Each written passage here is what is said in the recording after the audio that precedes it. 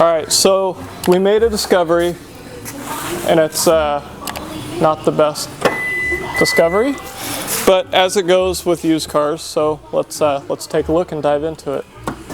If you look in here, see expanding foam? Expanding foam. Expanding foam, expanding foam. So what I think happened is someone threw, you know, a knockoff STI wing on, and it didn't come with the right weather stripping, or they just didn't put it on. It leaked, and they used expanding foam. I'm not surprised. Like, I'm surprised, but I'm also not too surprised. I'm more so frustrated because we want to replace this wing, and we're probably going to have to replace the trunk if we want it done right, because now it's full of expanding foam. So it goes, right? Thoughts? I think whoever did that was an absolute genius. I think if it was me, I'd probably do the exact same thing. Like, let's say you're flying down the highway, you're going like a solid 75, 80 miles an hour, and this is all you see is just... Dude, look at this. Bro, like look right there. Dude, the paint's toast under there. Like, it's coming up. Dude, do you think some of that expanding foam is used almost as a gasket? Probably. Like, I hope this is not being held on by expanding foam. Expanding foam Now and self-tappers. Self-tappers and expanding foam. But yeah, man. That's interesting. That's interesting. It's gonna be fun.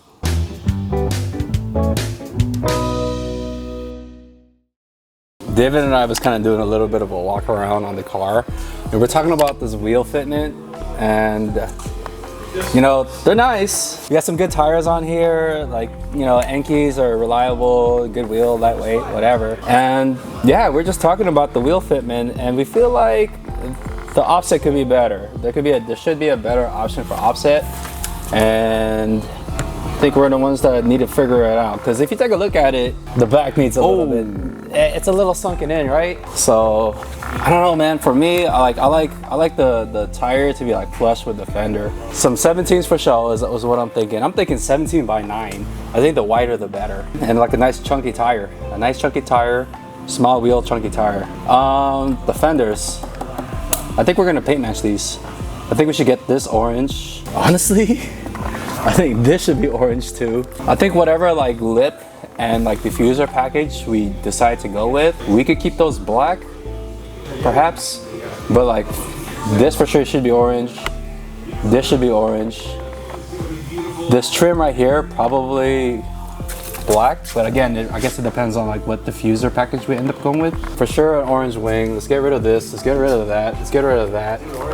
And let's run the stock hood scoop, or something a little bit more aggressive, but definitely paint match that thing orange for sure. For sure, I'm thinking this orange, and then and then leave the lip black, and then to take a look at this.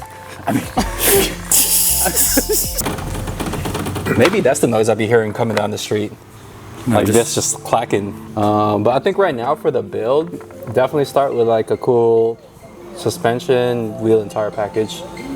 And then we'll dive into the aesthetics, like color matching things and deciding like what wing to do, what diffuser to run, what lip to run. All right, taking a look at this car now that we've had it for a little bit of time. So we need to fix a lot of things. We need to fix the expanding foam that the previous owner did in the trunk. We need to fix broken, rattling parts. Some people have different opinions on badges on the grill.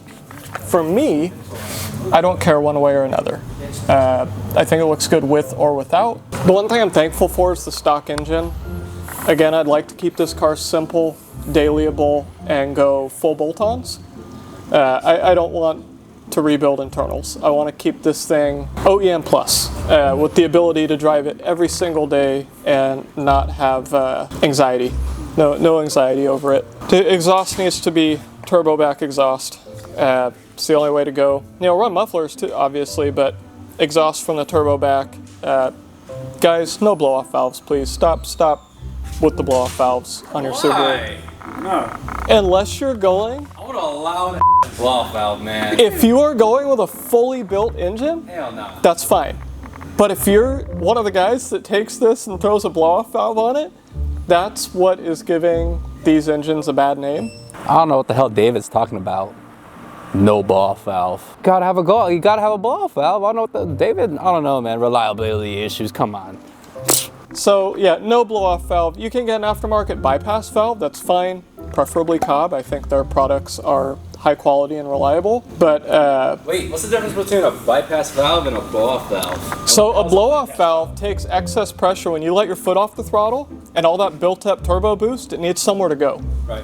You let your foot off the throttle, and bypass valve redirects it so it can be censored, remonitored, and reused, so that air is accounted for. On a blow-off valve, all that pressurized air dumps out to atmosphere, which usually causes a rich condition and then a pop.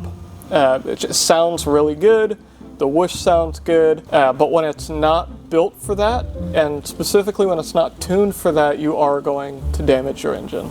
I think mirrors are okay, this little trim piece is okay, but this adhesive stuff, this needs to come off. This needs to come off. Sure, it has catback exhaust. I don't think it looks the best. These tips stick out way too much. If it were up to me, I'd throw a nice NVIDIA, nice Remark exhaust on here. I personally love Remark. I had Remark on my VA STI. I ran it alongside the Cobb catted downpipe with the GESI high flow. And I do have to say, if I were to go back, I would get one of these over a VA STI. The VB, more reliable, more stout engine. You're seeing guys give high numbers of horsepower, considering it's a Subaru, on a stock block.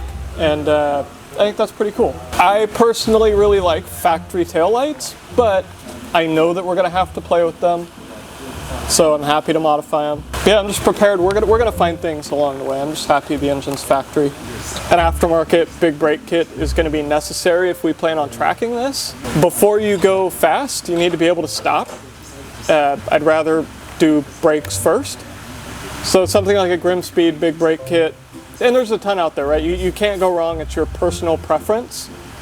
To us, it's probably gonna come down to what color of brakes. With the orange, I like black. With the orange, Jonathan might like silver.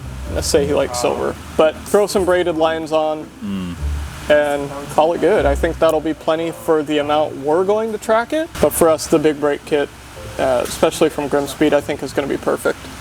All right, David, we need to circle back to this blow-off valve thing that you were talking about earlier.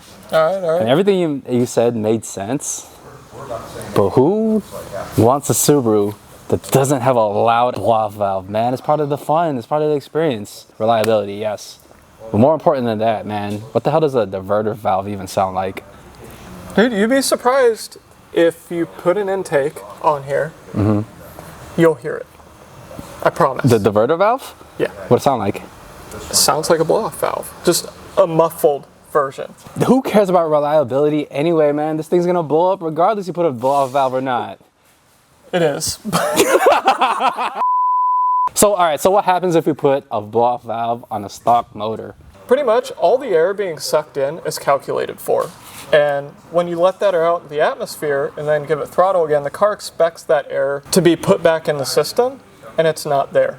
So you get a sudden rich condition, a backfire. Subarus in particular have a hard time with it, and I had a buddy that went 2 weeks after throwing a blow-off valve on, no tune, no nothing. He just wanted to sound cool. Lasted 2 weeks. And it blew up? Yep. I'm just joking, man. I don't know, dude. If we can't do it, we won't do it. Yeah. How about this? If you don't like the sound that it makes, we'll figure out a different situation. And we'll try one that does 50-50 or an adjustable one. Okay. Fair? Yeah. Okay. All right. All right, man. So you said exhaust, intake. Exhaust, tune, and we'll talk to the tuner about what he can do too. All right. That sounds like a plan. Yeah, let's do it, dude. Let's do it. Yeah, let's do it.